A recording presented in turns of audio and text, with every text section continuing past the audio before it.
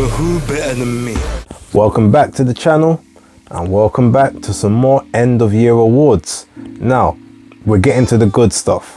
This one is going to be the female performance of the year 2022. Now, when I was compiling this list, there are actually a couple of people that I had in here initially that I was struggling to keep in. I wanted them in there because of certain performances they had that I felt were worthy of attention, but they just didn't stand up to a couple of the others. Now, after having a chat with Ring IQ, shout out to him, there was a couple, he made me see certain things in a slightly different perspective than I was initially looking at myself. So for that reason, there's a couple here that have actually been changed around from the initial order that I had them. But I feel very confident with this list. I stand by it and I feel like it's extremely strong and accurate. So without further ado, let's get into the top 5 performances of the year. So my number 5 performance of the year for 2022 on the female side goes to Shanika Johnson, Sugar Neeks, for her performance against Susie Q Ramadan. Now, this was her, I believe, first defense of an IBF title that she won at the start of the year. Don't quote me on that. The memory is not where it used to be. However, the reason this fight stands out to me, she started off very, very slow in the first couple rounds of this fight. And you could have almost said that she was losing the fight. You know, she was definitely giving up some ground. The argument could have been made that she is losing a couple of the rounds at the start. Then there was an accidental head clash that came about. And at that point, she had a horrendous gash on her forehead. If you haven't seen the pictures, I'll actually put a picture up so you can see it. And as you can see, it's not nice. Now, this potentially was going to get the fight stopped. If the fight had been stopped at this point, it would have been after the 4th round where it took place, which means she could have ended up losing her belt on the cards. But what she then managed to do was provide an almost masterclass performance for the next seven rounds, basically. And every time the doctor asked her, can you see, there was blood literally streaming into her eye. She's like, I'm fine, I can see, I'm good, like, let's go, let's carry on. And the cut just kept getting worse and worse. They managed to, you know, sort of get it under control towards the end of the fight, but she came in a white top, and the top was legitimately pink at the end of the fight. That's legitimate. There's no hyperbole there. Again, I'll put the picture up, you can see for yourself. But she then performed a masterful performance for like the next 7 rounds, to the point where Susie Q Ramadan, she got knocked down. She got 2 points deducted for illegal tactics because she was frustrated. She just couldn't hit Shanika Johnson. And, you know, she managed to keep that cut at bay, you know, and not give up her belt that she had only just won. So for that reason, I'm giving her the number 5 slot of the performance of the year for the women. My number 4 performance of the year for the females goes to Chantel Cameron for her performance against Jessica McCaskill. Now, you could say that's not necessarily a big achievement because Jessica McCaskill never looks that great from a technical standpoint in the ring. But what Jessica McCaskill was very good at is essentially getting into range and throwing hands. Even if those hands are unsightly, even if the punches look weird, even if the jab looks weird, that spearing jab that she's sometimes able to throw, she always seems to be able to land on her opponents. And bearing in mind, her previous fight, her opponent literally quit in the corner, citing that she was scared for her life. Like, she just wants to go home and see her kids. She doesn't want to die. Like, these are legitimate things that happened. And in this fight, Chantel Cameron, while she did have the stylistic advantage over Jessica McCaskill, you know, being a classic boxer puncher more in style compared to Jessica's pressure fighting, she made Jessica look more unsightly and gangly and just unimpressive as ever. Like, Jessica McCaskill, for all her faults, has never looked that poor in the ring. Now, I believe there may have been a bit of a head clash at the start of the fight, which maybe gave her a slight concussion, because she looked a lot more unsteady on her legs than she usually does. But Chantel Cameron just literally made her look like a rank amateur, and to the point where you would question how this woman ever became an undisputed champion, which is it's a fair assessment. But she wasn't just undisputed at 147, she was a previous unified champion at 140. So, two division champion, gave Katie Taylor one of her hardest fights back in the day. So, she came with pedigree. And, Chantel Cameron just made her look like light work throughout the entire fight. So for that reason, Chantel Cameron is number 4 on my list for performance of the year. Now, at one point, this was actually gonna be my number 1, but on further reflection, and just due to certain other bits and pieces, it dropped a little bit. However, my number 3 performance of the year was Katie Taylor for her performance against Amanda Serrano at Madison Square Garden in New York back in April of this year. Now, the reason I have this fight at number 3 is because Katie Taylor showed everything that it takes to be a long reigning champion, and why she's been at the top of the those rankings and rank standings for as long as she has. She started off the fight very well, sort of the first 2 and 3 rounds.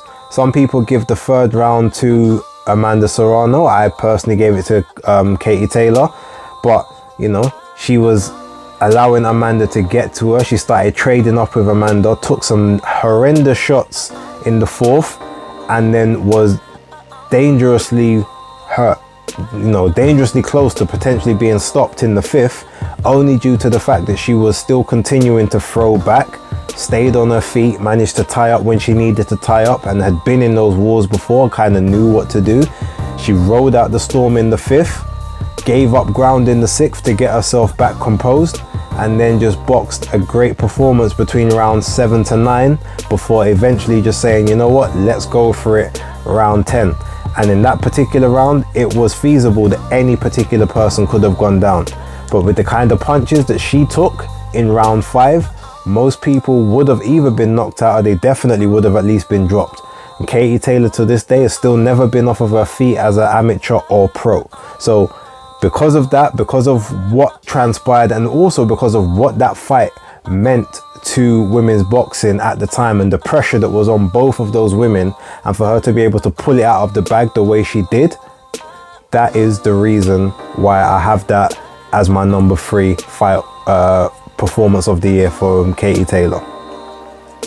My number 2 performance of the year for the women goes to Ebony Bridges for her performance against Shotgun Shannon O'Connell.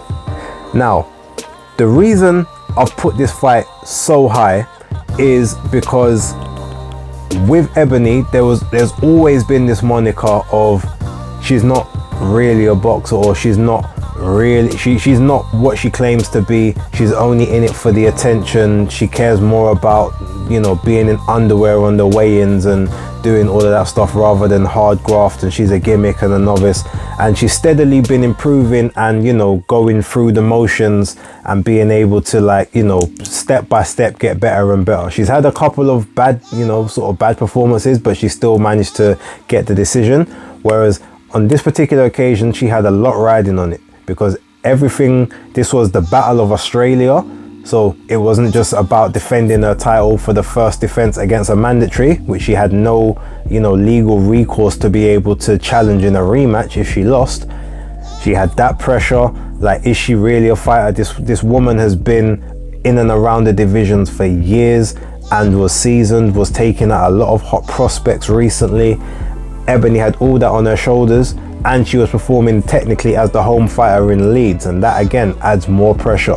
Yet, even after getting heavily buzzed and stunned in the first round, she managed to find a way to grind her way to a victory, and not just a victory, a comprehensive stoppage victory in the 8th round. Now, whether or not I truly believe it should have been stopped when it was stopped, I can't really argue, because Shannon O'Connell had taken a beating at this point and face was starting to look horrendous. But Ebony applied pressure, like stuck on her chest, took away all of her natural advantages, even though Shannon O'Connell took some of those away herself. But yeah, ground it out, silenced all of her critics, and proved that she's here to stay and she is a true legitimate boxer. So for that reason, Ebony Bridges is my number 2 performance of the year for the females. Right, my number 1, my top performance of the year for the females of 2022. Look, it goes to none other than Claressa Shields. And initially, that wasn't who I was going to pick. There was a reason why that wasn't going to be my number 1 pick. But when I started thinking about it, on further reflection, this was a fight that had to clear up a lot. You got to remember, this is the only person previously that's ever beaten and bested Claressa Shields in a boxing ring. This is like the bane of her existence, the one thing she's had to live with, the fact that this is the one person that's ever beat her. This is also the person that's the huge wrecking bomb in the division, like the knockout artist, is stopping all types of people that have never been stopped or even touched down before. And Savannah Marshall was taking them out in horrendous fashion. And you know, she had the tools, and she also had certain characteristics that would have made it be very easy to think that Claressa Shields was either going to get busted up badly or knocked out brutally in this fight. And the performance that Claressa put on was masterful. Now, again, I have the fight very, very close. A lot of people act as if it was one-way traffic. I mean, look, that's your opinion. To me, it was a very, very close fight, but Claressa dug it out. And the reason I give her the number 1 is because she literally, whereas I thought her best way is to stick and move, stick on the outside, don't engage, don't try and, you know, get too greedy in the pocket. No, Claressa literally fought the majority of this fight in the pocket. She stuck to Savannah's chest, didn't let her breathe, and she basically fought almost like a pressure fighter in there, as opposed to a boxer or a pure boxer. Like, she stuck on her chest, she ate the hardest shots that Savannah was able to throw on her. You know, she gritted it all out, stuck on her feet. She countered Savannah numerous times, like, and there was a couple times I could definitely feel that she definitely buzzed Savannah. I do think obviously Savannah hurt her worse, like punch for punch, but you know, Claressa did what she claimed she was going to do. She came out with, you know, she danced her way to the ring. She made a show of it. She came there in, I believe it was a Rolls Royce Phantom, you know, in a gala gown, which is something you don't normally see. You know, changed and got ready for action and just delivered a standout performance. And again, while my scorecard was a lot different to some others, the fact that she won a unanimous decision is not something I can argue with, and it was a tremendous performance. So that all being said, you know, congratulations to Claressa Shields. You know, she is my top performance of the year for the females of 2022. So big up.